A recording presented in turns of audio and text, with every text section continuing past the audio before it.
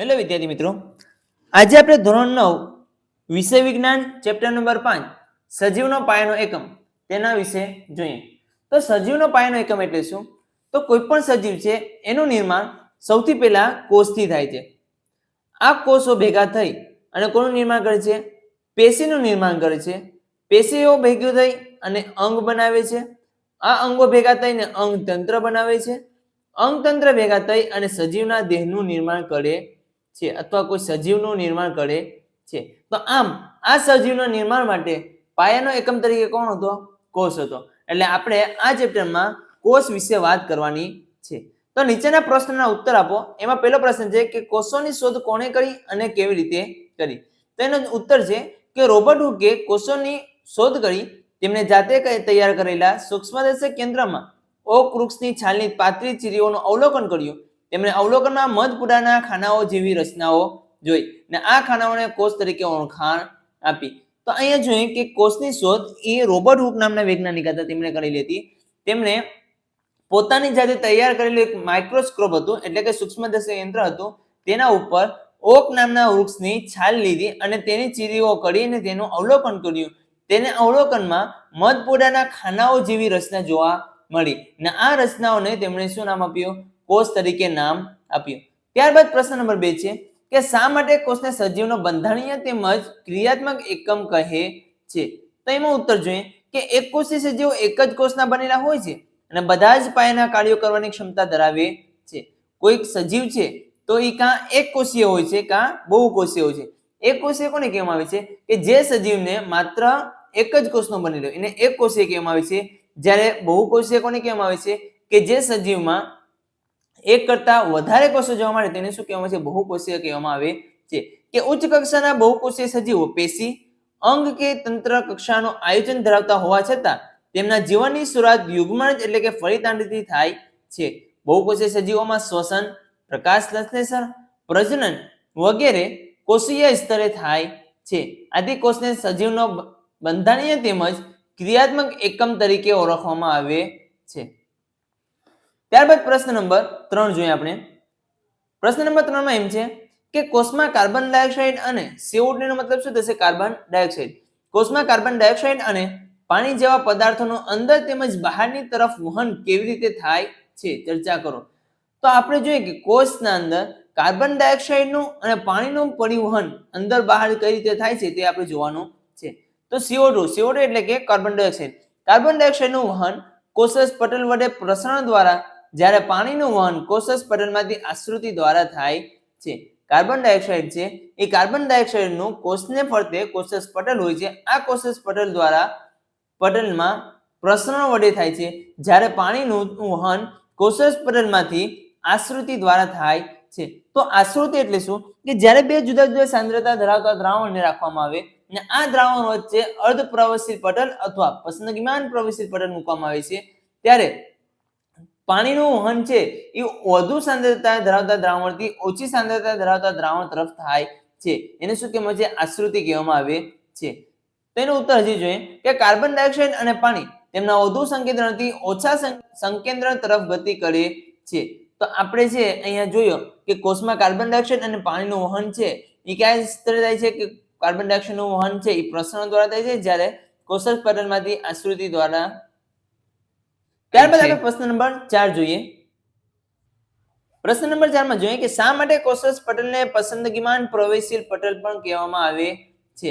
તો એનો જવાબ જોઈએ કે કોષસ પટલ કેટલાક દ્રવ્યોને કોષમાં પ્રવેશ આપવાની તેમજ કોષ બહાર નીકળવાની મંજૂરી આપે છે. તે કેટલાક દ્રવ્યોની ગતિશીલતાને અવરોધે છે. આથી કોષસ પટલને પસંદગીમાન પ્રવેશીલ પટલ કહેવામાં આવે છે. અહીંયા કોષસ પટલ છે શું કામ પસંદગીમાન પ્રવેશીલ પટલ તરીકે ઓળખવામાં આવે છે? કારણ કે કોષસ પટલ છે એ કેટલાક દ્રવ્યોને શું થાય છે? કોષમાં પ્રવેશ થવાની પરવાનગી આપે છે, પણ કેટલાક દ્રવ્યોને છે અંદરથી બહાર અથવા બહારથી અંદર નીકળવાની મંજૂરી આપતા નથી. તો આવા કોષો છે એ શું કરશે કે દ્રવ્યોની ગતિશીલતા એટલે કે એની ઝડપને શું કરશે? અવરોધે એટલે કે રોકી રાખે છે. આથી કોષરસને પસંદગીમાન પ્રવેશીલ પટલ તરીકે ઓળખવામાં આવે છે.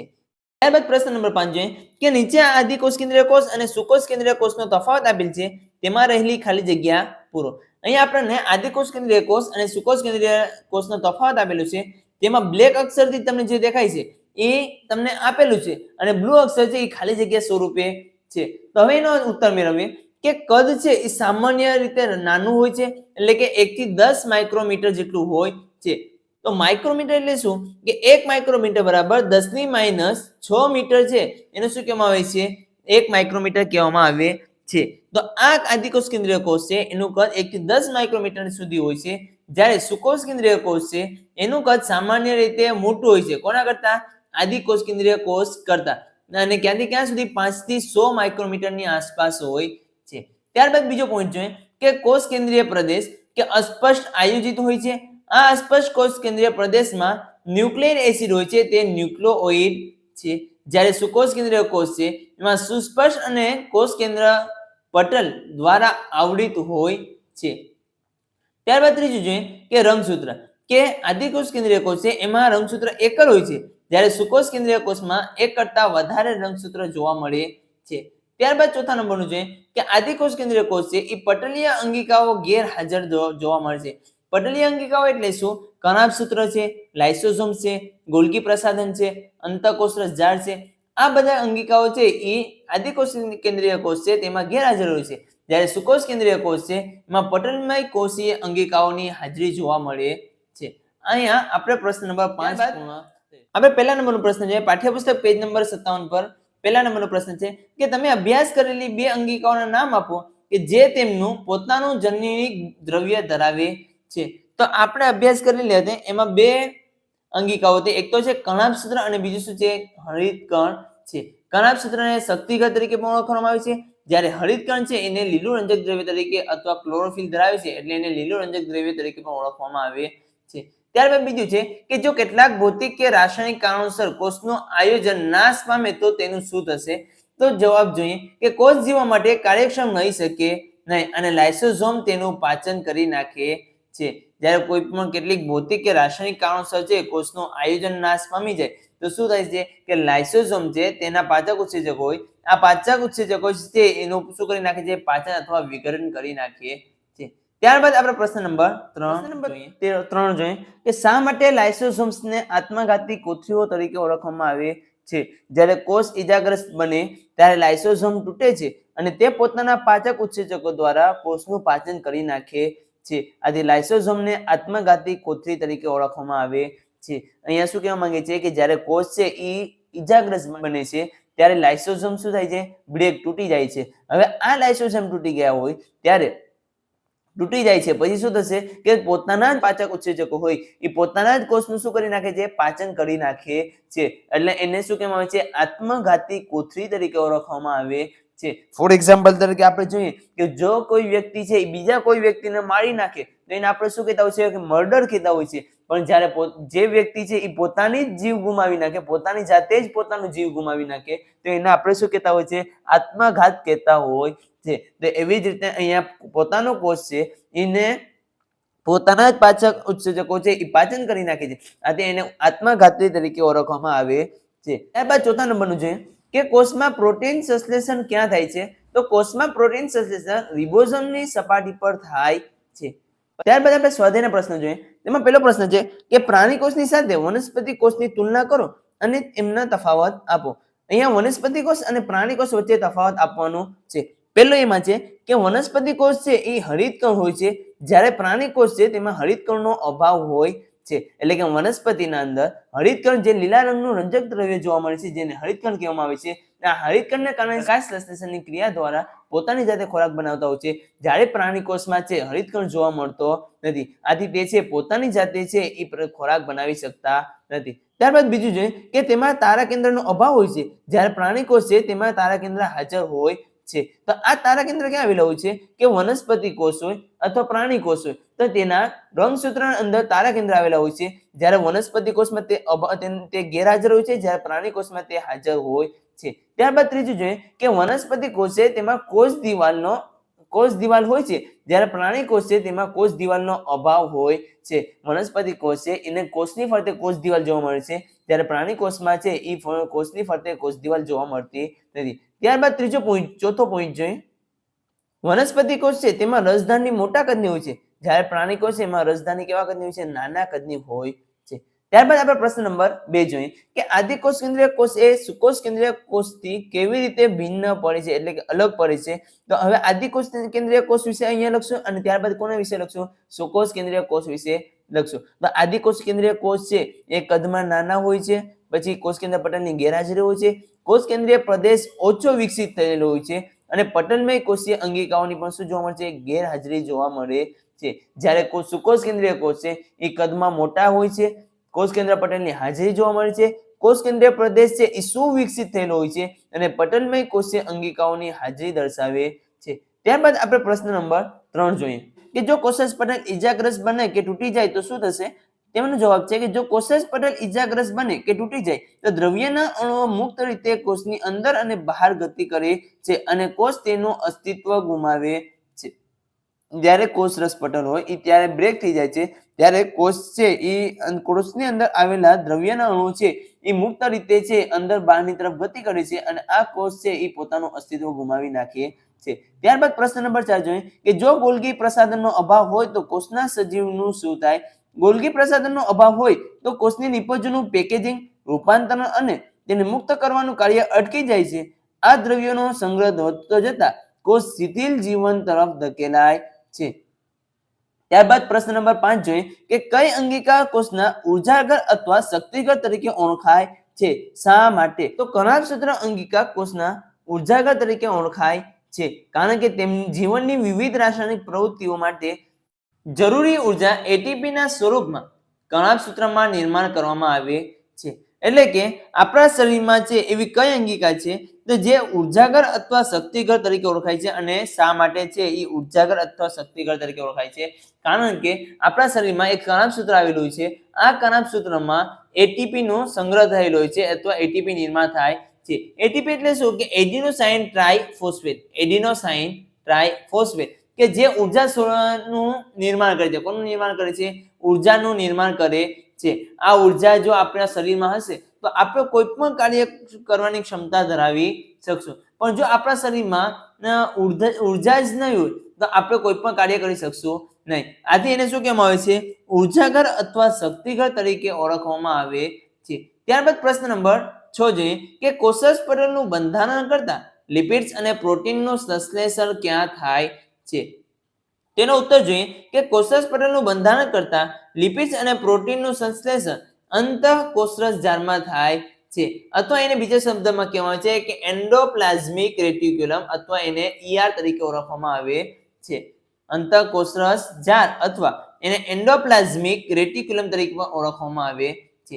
ત્યારબાદ પ્રશ્ન નંબર 7 જોઈએ કે અમીબા તેનો ખોરાક કેવી રીતે મેળવે છે? તો અમીબા તેનો ખોરાક કોષજ પટલ વડે થતી અંતર્વહન ક્રિયા દ્વારા મેળવે છે.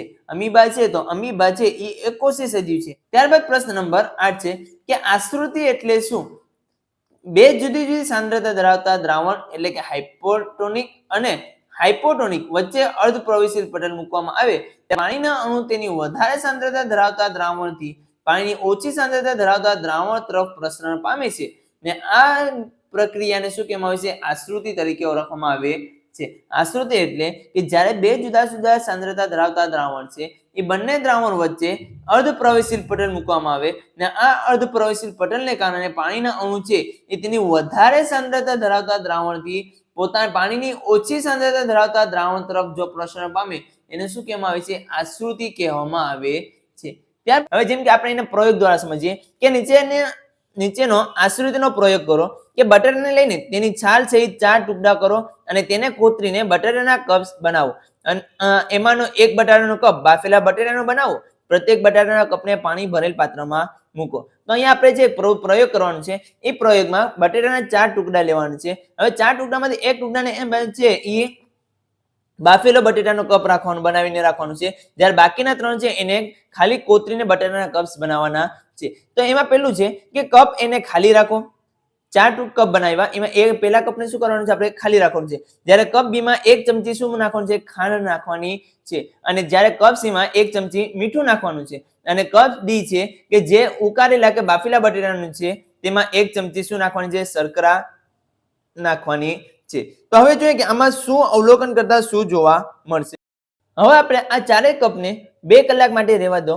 ત્યારબાદ ચારેય બટેટાના કપને અવલોકિત કરો અને નીચે આપેલા પ્રશ્નોના ઉત્તર આપો. તો હવે આપણે એને છે 2 કલાક માટે રાખી દેવાનું છે અને અવલોકન કરવાનું છે. ત્યારબાદ તે આપણે જે પ્રશ્ન આપેલા છે એનો ઉત્તર આપવાનો છે. પેલું છે કે શા માટે કપ બી અને સી માં ખાલી જગ્યામાં પાણી એકઠું થાય છે, સમજાવો. જ્યારે કપ બી અને કપ સી છે તો આ બંને કપમાં જુદી જુદી સાંદ્રતા ધરાવતું દ્રાવણ લીધેલું છે. કપ બી માં છે આપણે ખાંડ લીધેલી છે, જ્યારે કપ સી છે તો એમાં શું લીધેલું છે, આપણે મીઠું લીધેલું છે. આ બંને જુદા જુદા સાંદ્રતા ધરાવતા દ્રાવણ લીધેલા છે. આથી એના અંદર શું થશે કે પાણીનું અંદર અથવા બહારની તરફ છે એ પ્રસરણ થશે. આથી એમાં શું જોવા મળશે, આપણને આકૃતિ જોવા મળશે. તો એનો ઉત્તર જોઈએ આપણે. કપ બી અને કપ સી ની ખાલી જગ્યામાં પાણી એકઠું થાય છે કારણ કે બટાટાના કપની બહારની તરફ અને અંદરની તરફ પાણીની સાંદ્રતાનો તફાવત છે. આ ક્યારે પાણીનું છે એ અંદર અથવા બહારની તરફ પ્રસરણ પામે કે જ્યારે કપ બી અને કપ સી છે એ બંનેમાં જુદી જુદી સાંદ્રતા ધરાવે છે. આથી એનો તફાવત એટલે કે એમાં જુદી જુદી સાંદ્રતા જોવા મળે છે. આથી છે તેમાં પાણીનું પ્રસરણ જોવા મળે છે. ત્યારબાદ પ્રશ્ન નંબર 2 છે, એમાં બટાટાનો કપ એ શા માટે પ્રયોગ માટે આવશ્યક છે. તો અહીંયા આપણે બટાટાનો એક કપ છે કે જેને આપણે ખાલી રાખેલું છે. શું કામ? કારણ કે આ પ્રયોગ માટે બટાટાનો કપ એ સરખામણી માટે જરૂરી છે, તે નિયંત્રણ નિદર્શન માટે છે. આપણે કોઈ પણ પ્રયોગ આપણને આ પ્રયોગ માટે છે એ કપ એને ખાલી રાખવાથી આપણે એને સરખામણી કરી અને બીજા કપનું છે આપણે અવલોકન કરી શકીએ છીએ. ત્યારબાદ ત્રીજા નંબરનું તેમાં છે કે કપ એ અને કપ ડી ની ખાલી જગ્યામાં શા માટે પાણી એકઠું થતું નથી, સમજાવો. તો અહીંયા કપ એ અને કપ ડી એ બંને ખાલી રાખેલા છે. અહીંયા આપણે જોઈએ કે કપ એ ને ખાલી રાખેલું છે, જ્યારે કપ ડી છે એને ઉકાળેલો અથવા બાફેલા બટેટાનો બનાવેલો છે. આથી બંનેની સાંદ્રતા છે આપણને જુદી જુદી જોવા મળતી નથી. જો બંનેની જુદી જુદી સાંદ્રતા જોવા મળે તો જ આશ્રુતિ અથવા પ્રસરણની ક્રિયા જોવા મળે છે. પણ અહીંયા બંને કપ છે એ અને ડી એ બંને ખાલી અથવા એકને બાફેલો રાખેલો છે. આથી તેમાં જુદી જુદી સાંદ્રતા નથી, એટલે એમાં પાણી એકઠું થશે નહીં. તેનો ઉત્તર જોઈએ આપણે. કપ એ અને ડી ની ખાલી જગ્યામાં પાણી એકઠું થતું નથી કારણ કે કપ એમાં સાંદ્રતા તફાવત સર્જાવવા માટે કોઈ દ્રાવણ હોતું નથી. આશ્રુતિ માટે 2 ભિન્ન સાંદ્રતા વાળા દ્રાવણ જરૂરી છે. જ્યારે કપ ડી બાફેલા બટાટાનો બનાવેલો હોવાથી તેના કોષો મૃત સ્વરૂપે હોય છે. અહીંયા કપ એ છે તેમાં છે કોઈ પણ જાતનું સાંદ્રતા દ્રાવણ હોતું નથી. આથી એમાં તફાવત સાંદ્રતાનો તફાવત જોવા મળતો નથી. તફાવત ન જોવાના કારણે છે એમાં આશ્રુતિ જોવા મળતી નથી. જ્યારે કપ ડી છે તો આ કપ ડી બાફેલા બટાટાનો બનાવેલો છે, તેથી એના કોષ બધા કયા સ્વરૂપે હોય છે, મૃત સ્વરૂપે હોય છે. આથી તેમાં છે એ આશ્રુતિની પ્રક્રિયા જોવા મળતી નથી. ત્યારબાદ છેલ્લો પ્રશ્ન છે કે શરીરના સમારકામ અને વૃદ્ધિ માટે કયા પ્રકારનું કોષ વિભાજન આવશ્યક છે અને જન્યુઓના નિર્માણમાં અર્ધીકરણ પ્રકારનું કોષ વિભાજન સંકળાયેલું છે. જ્યારે શરીર છે તો એની વૃદ્ધિ માટે 2 પ્રકારનું વિભાજન થતું હોય છે કોષનું. એક તો સંભાજન દ્વારા અને બીજું કોના દ્વારા થાય છે, અર્ધીકરણ દ્વારા થાય છે. તો હવે જ્યારે સંભાજન અને અર્ધીકરણ દ્વારા કઈ રીતે થાય છે, તો જ્યારે એક કોષ હોય એ કોષમાંથી બંને કોષ સરખા નિર્માણ પામે તેને શું કહેવાય છે, સંભાજન કહેવામાં આવે છે. જ્યારે એક કોષમાંથી 2 કોષનું નિર્માણ પામે અને પાછું એ જ 2 કોષનું પાછું જો છે વિભાજન થાય તેને શું કહેવાય છે, અર્ધીકરણ તરીકે ઓળખવામાં આવે છે. તો અહીંયા જોઈએ જવાબ કે શરીરના સમારકામ અને વૃદ્ધિ માટે સંભાજન પ્રકારનું કોષ વિભાજન આવશ્યક છે અને જન્યુઓના નિર્માણમાં અર્ધીકરણ પ્રકારનું કોષ વિભાજન સંકળાયેલું છે. જ્યારે શરીરનું વૃદ્ધિ માટે છે એ સંભાજન પ્રકાર, આ જે સંભાજન પ્રકારનું કોષનું વિભાજન થશે અને શરીરની શું થશે, વૃદ્ધિ થશે. જ્યારે જન્યુઓના નિર્માણ માટે અર્ધીકરણ પ્રકારનું છે કોષ વિભાજન જોવા મળશે. અહીંયા આપણું ચેપ્ટર છે એ પૂર્ણ થાય છે. Thank you.